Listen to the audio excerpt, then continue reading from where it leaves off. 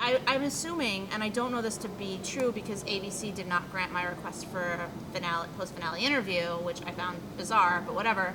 How bizarre. I was, when we went to the screening pre-premiere, I asked Anthony Zaker about the casting process for the killer versus everybody else, and he didn't really want to answer it at that point because nothing had aired, and he didn't want to give away how the game was going to be played. Right. So I wanted to do a follow-up interview to talk about how that might have been different, which I could understand if they're going to do a season 2, they don't necessarily want you to know that. Right. But at the same time, I find that fascinating because to me, Chris should have known the entire time, rather than someone pulls her aside at the end and goes, oh, by the way, you're the killer.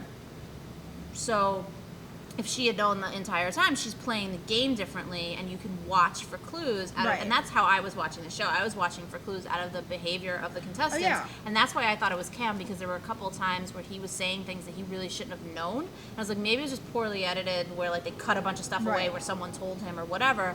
But so to me, like, how you find your killer is one thing in terms of they're agreeing to be the killer and they're ultimately agreeing not to play for the prize. So what are they getting out of playing? So that's why they get 11 or 10 weeks exposure.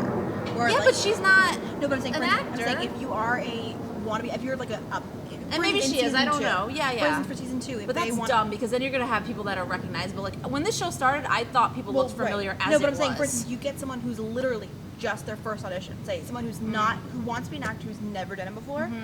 We will guarantee you 10 weeks or whatever. That's true. That's what I'm saying. Show. I don't know if that's what happens, so I don't know what to do. What to say. And then, honestly, too, at the end there was that whole stage thing with Lindsay getting shot in the air with the arrow, and that took a while for them to say to her, you're not in the running for the money anymore, so now we have to stage this thing. So Chris and Cam were probably in holding for hours, waiting to see that played back on a tape.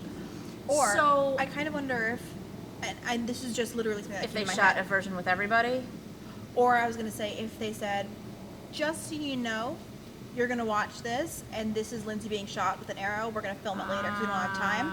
Have fun, guys. Maybe, but I honestly don't know. That's still manipulating in terms of telling them. Well, it's yes, but what I was actually going to say was it's more if they either they put them in holding for a few hours, or they told them you're going to see Lindsay. They could have pulled Chris aside at that point and said, "Hey, you're the killer." Maybe she didn't know the entire time. I was running under the impression that the person knew the entire time from something Anthony had said in that screening. Right. But I don't know. I'm kind of curious now to go back and to watch the episodes knowing it's her to see if she was doing things to tip it. All on Hulu Plus. Yes, I know.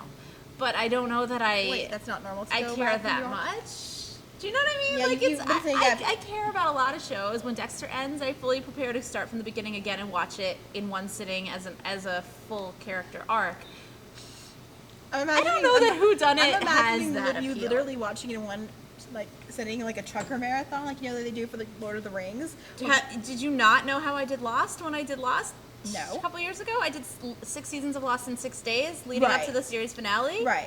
Yeah, no, it was just I was on Netflix, and it was just me with all my stuff spread around the coffee table. I did not get up because I didn't have time to get up. You wanted to watch the Lost finale with me so you could watch my reaction. I remember that. But I didn't watch it with you.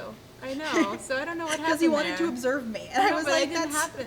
No, I think I said that about Fringe. No, that was about Lost. I wouldn't have been able to watch Fringe with you because I was recapping Fringe. It's fine. All I'm saying is yes, that is how I would do it. Okay, I want to come play with that one. Okay. Because I haven't rewatched most of it in years. Okay. So I will say though that a weird podcast I probably won't do that. 27 hours in. I guess. Oh my god, that would be amazing. We should, and we'll check in. That'll be amazing. Oh my god. I probably won't go back and watch Whodunnit because I do feel like it's the kind of show that if you've seen it and you know how the cases turn out, it's not that interesting anymore. Well, but if you're watching it with the express purpose of just watching her. But I was kind of watching it to figure out who the killer was the whole time. So no, but now that you know, because you were watching the wrong person. No, I was watching everybody. I wasn't just saying I'm so narrow that I think it's him and I'm only going to focus on him. I was watching everybody to see if other people would prove me wrong. Right, but it's but now that you know, it's basically expecting someone to hit you over the head is one thing, but if you know exactly when they're going to hit you over the head, you know exactly when to prepare your body for the smack. I guess. I don't know. I mostly just want a season 2. so that I can apply everything that I've learned about how to watch Whodunnit to new episodes. Because I feel like the show, how to watch Whodunnit based on what. Well, I mean, I said this when the show premiered. I feel like it's teaching people how to watch procedurals because it's telling you to look for the crazy clues, and I feel like procedurals today you have to look for crazy clues anyway. Yeah. So I mean, I feel like it at least what you can't say. I feel like you can't say this about a lot of reality TV, but I feel like it made you a more active viewer. Whether it was because we were on Twitter snarking or because we were actively trying to figure out the clues. Some of you guys just said stupid shit.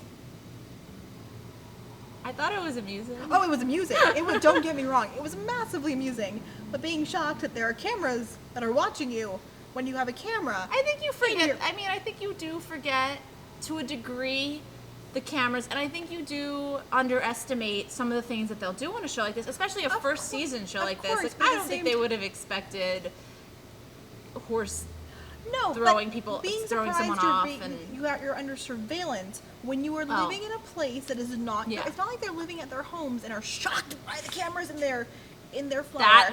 That's a better idea. Let's do that for season 2. Okay, apparently we're producers now for season 2. Sorry, I mean, I'm available. I am looking for work. I'm also available for Hollywood Game Night because I would make up some really cool games. But that's a whole other podcast. We should podcast about Hollywood Game Night. We'll do that next. We have some issues to work out for that one. So all right, come back for thanks for watching. I'm Danielle at Danielle TVD. I'm Marisa at Marisa Rothman. Bye.